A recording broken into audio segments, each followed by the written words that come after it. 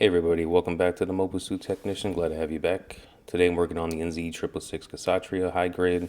It's one of my favorite mobile suits. Really wish they made a master grade, but we're going to try to do a custom candy coating on this guy.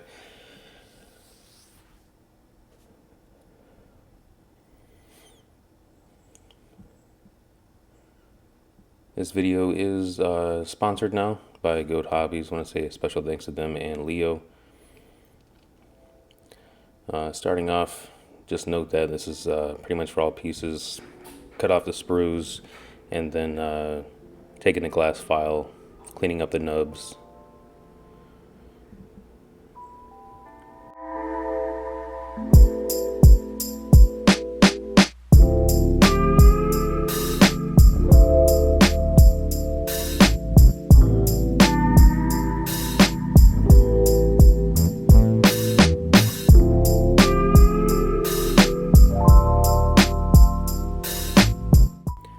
In the airbrush booth, starting off with some Vallejo white primer. Did this pretty much for all of the light and dark green parts. And then did some Vallejo black for some of the darker color parts, like the gray for the feet and some of the other parts. You'll also notice at a certain point here, like when I start here with the primer, after this, I did have to end up getting a water catch on my airbrush. Started spitting a lot of water. It's a lot of paint. I think there's like 8 layers on the shields alone. So all that painting mixed with the humid environment that I lived in caused a lot of water to build up in my lines.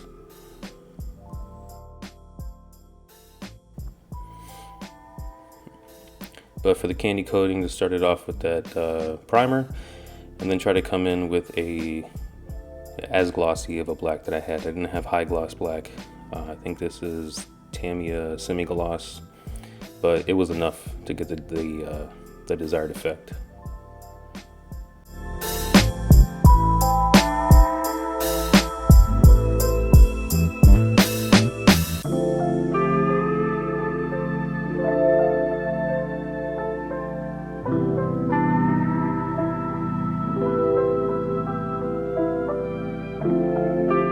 I think the key here, because I'm doing so many layers of paint and I didn't want to lose the detail, was really thinning out all the paints that I used and trying not to cake it on and just bringing it up bit by bit until I got the opacity that I wanted. So with this black, I was trying to be pretty light. I think I did 2 total coats on that until I got this finish. Still kept a lot of the detail. It's a high grade kit, so there aren't like a lot of crazy panel line details. If it was really intricate master grade, I probably would have gone a bit thinner.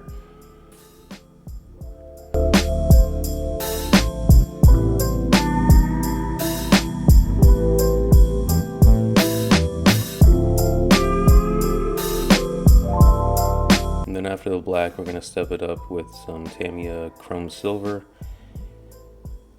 And the idea is that black is really going to make that silver pop. This is a bit of a flake to it, so trying to put this on pretty thin as well. This is when you can see at the top left there where the water starts to spit out. I'm kind of just blowing it off with air. Luckily this didn't happen on the top layer, but eventually I did get that water separator. I then took gold, I think this is titanium gold.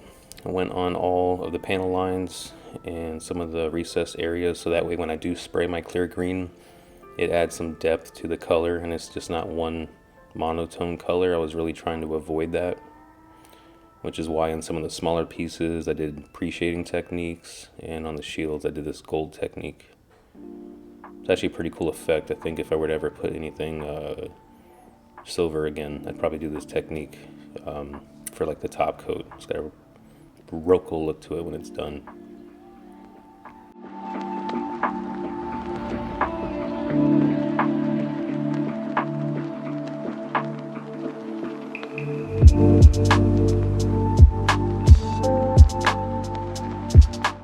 Here I'm using about 20 psi, just trying to go slow and really put that paint exactly where I want it. I'm barely pulling back on my trigger. This Iwata Eclipse has been absolutely great for these fine painting details, and you can kind of see the end result there. It looks pretty cool. It's kind of like a rust effect almost. And then coming in with the Tamiya clear green, this is thinned out. I want to have as much of the bottom show up as I can. So for this, I kind of did like a medium cover coat, and then I think I came back over it one more time. If you let it dry, since it's thinned out so much, you'll really get an idea for what your final result's gonna look like.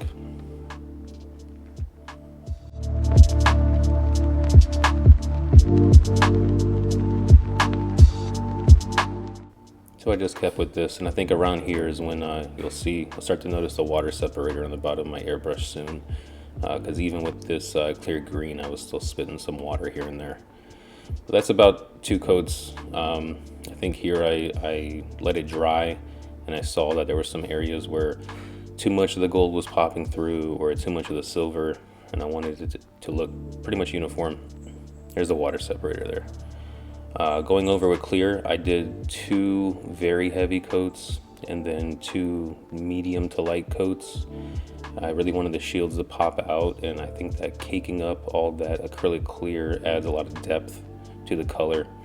And when it dries, it's kind of hard to see on camera, but it also darkens it up a little bit.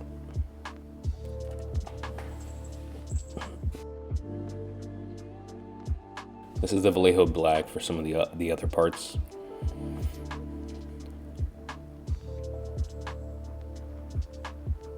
I believe these parts in particular just got like a gunmetal.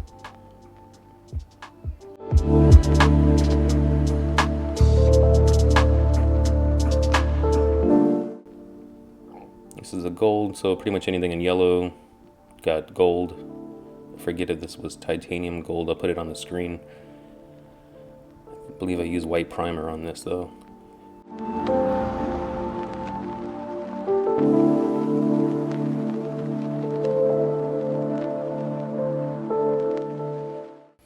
You can see how much of that water is getting stuck in that water trap. I had to purge that thing like 8 times while painting. Alright, now for the assembly, everything's been dried.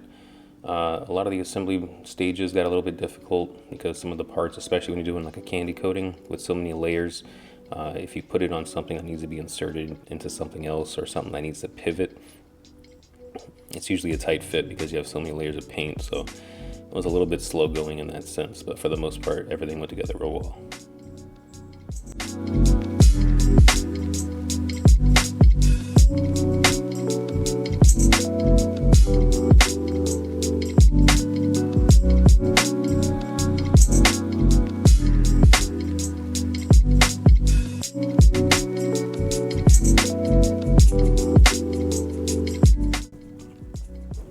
There were certain parts of the video I cut out just because not only the sheer length, but also I did have some issues. Whenever you're doing a paint build like this, you tend to lose at least one part.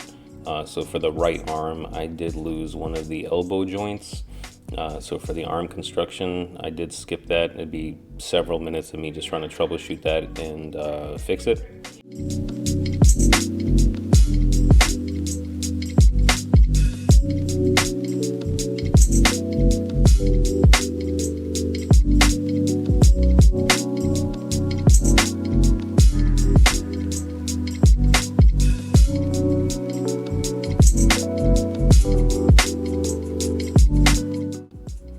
Did try my best to differentiate the different shades of green that this kid had. This kid had the primarily like light coat and then this darker shade of green plastic. For that, I believe I used gold instead of silver underneath it to get that slightly darker look.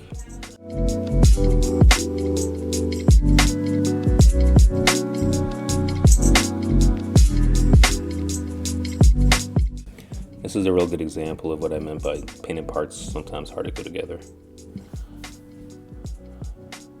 For pretty much all of these shield support pivots, I had to essentially bang them in place to get them to fit. Very, very low clearance part.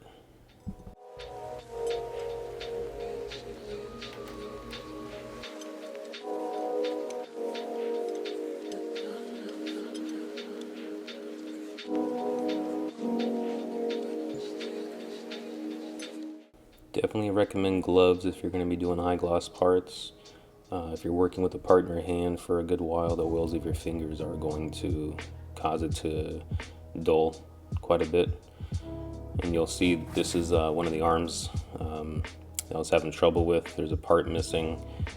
I realized it a step or two after right here, and I ended up having to kit bash some parts I had from my master grade Suzabi Verka to make an elbow, and then I kind of had to glue it in place, so that did suck. It's not going to pivot, but it's a static model, so it wasn't too big of a deal.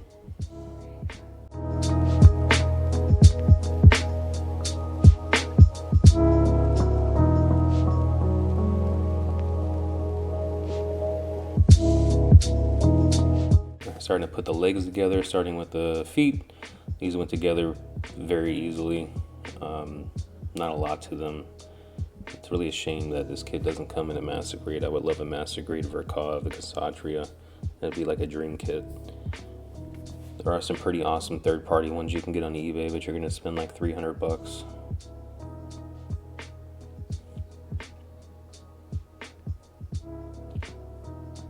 Didn't go too crazy on the painting details of some of the smaller parts. I really wanted to focus just on the candy coating. The shields are kind of the centerpiece of this whole thing. But even with the minor, like the minor cosmetic changes that I made with all the other parts, I think it all blended together very well in the end.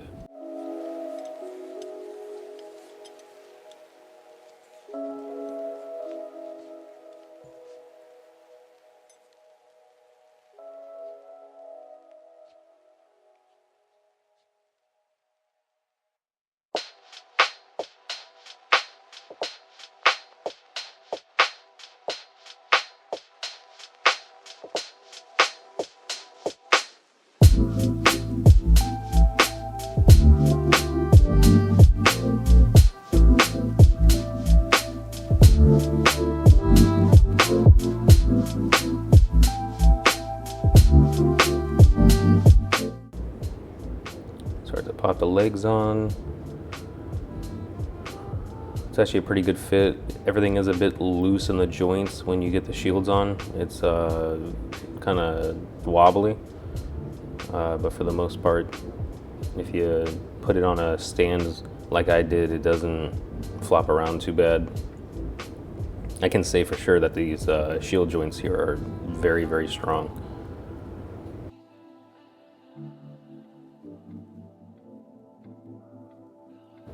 All right, starting off with the shields finally.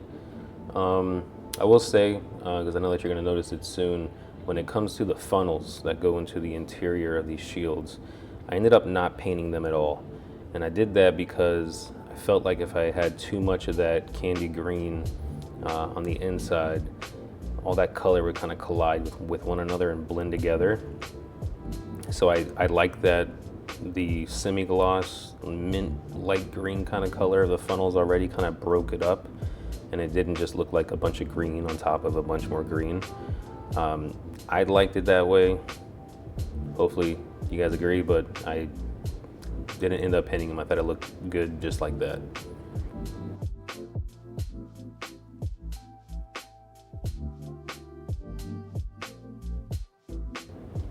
Really like the high gloss look of the shields and the depth.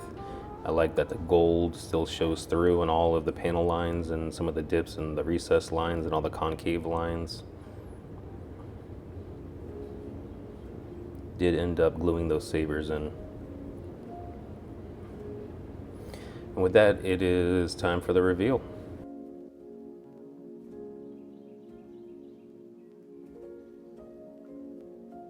How this came out, I think photographing Gunpla is a art in itself, and I'm trying my best to try new lighting techniques, new angles, but I think I did well enough to illustrate how this paint scheme came out.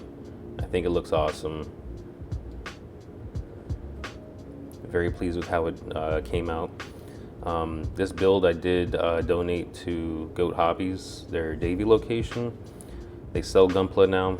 All the paint in this video was provided by them. Really appreciate Leo Bruce and everyone at Go Hobbies for their ongoing support and their interest in trying to explore the world of Gunpla and provide it to the community. We think we need more brick and mortar stores, so it was really, really cool of them to sponsor this build and a couple others that are about to come out. But I thank you all so very, very much for watching. It was a lot of fun to make. Just a couple more glamour shots, trying my best to show the build off. I'm gonna try to get a darker backdrop next time. I think that'll help it stand out a bit more, and maybe a ring light.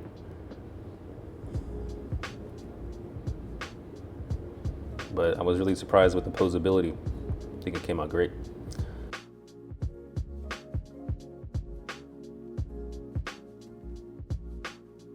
As I said, thanks again to Go Hobbies. Make sure you check them out online.